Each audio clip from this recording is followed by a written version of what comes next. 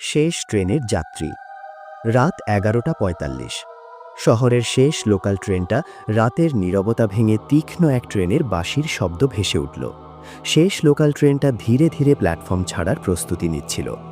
বাঁশির শব্দ শেষ হতেই রাফি দৌড়ে গিয়ে চলতে থাকা ট্রেনের শেষ বগিতে লাফ দিয়ে উঠে পড়ল। সেদিন অফিসের কাজে এতটাই দেরি হয়ে গিয়েছিল যে স্টেশনে পৌঁছাতে পৌঁছাতে ট্রেন প্রায় ছেড়ে দিচ্ছিল। পুরো বগিটায় সে একা। আশ্চর্যজনকভাবে আর কোনো যাত্রী নেই। সাধারণত এই ট্রেনে অন্তত কয়েকজন মানুষ থাকে, কিন্তু আজ চারদিকে যেন অস্বাভাবিক নীরবতা ছড়িয়ে আছে। ট্রেন ছেড়ে দিতেই সে একটা অদ্ভুত বিষয় খেয়াল করল। বগির ভেতরের লাইটগুলো মাঝে মাঝে হালকা টিমটিম করছে। সে জানালার পাশে বসল।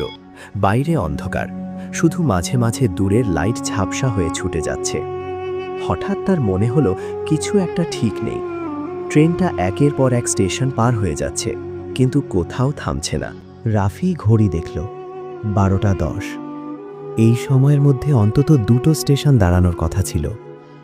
সে উঠে দরজার দিকে গেলে দেখতে পেল দরজা বন্ধ। সে জরুরি চেন টানার চেষ্টা করল, কোনো কাজ হলো না। ঠিক তখনই সে অনুভব করল ট্রেনে সে একা নয়। বগির একদম শেষ প্রান্তে কোণের সিটে কেউ বসে আছে। হঠাৎ রাফির বুক ভয়ে কেঁপে উঠল। সে তো নিশ্চিত ছিল এই বগিতে সে ছাড়া আর কেউ ছিল না।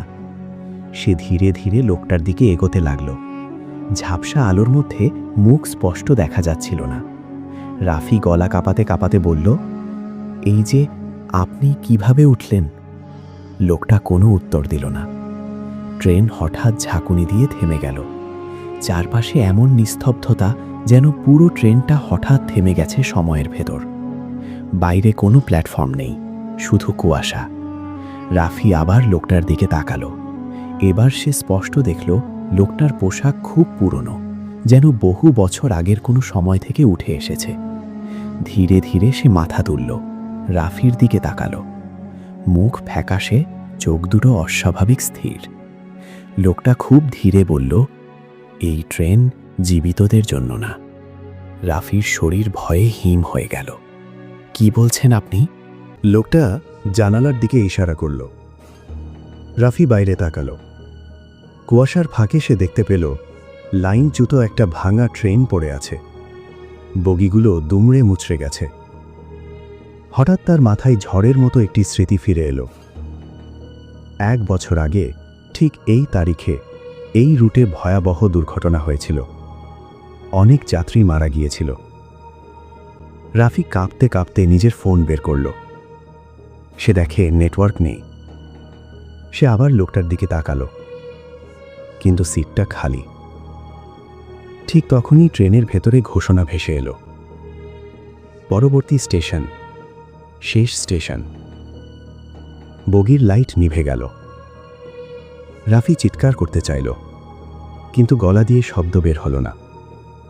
হঠাৎ তার ফোনের স্ক্রিন জ্বলে উঠল। স্ক্রিনে একটি নিউজ হেডলাইন। 1 বছর আগে ঠিক এই রাতেই রাফি হাসান নামে একজন সেই ট্রেন দুর্ঘটনায় জীবন হারিয়েছিলেন, এবং আজও কেউ জানে না কিভাবে। তার হাত থেকে ফোন পড়ে গেল।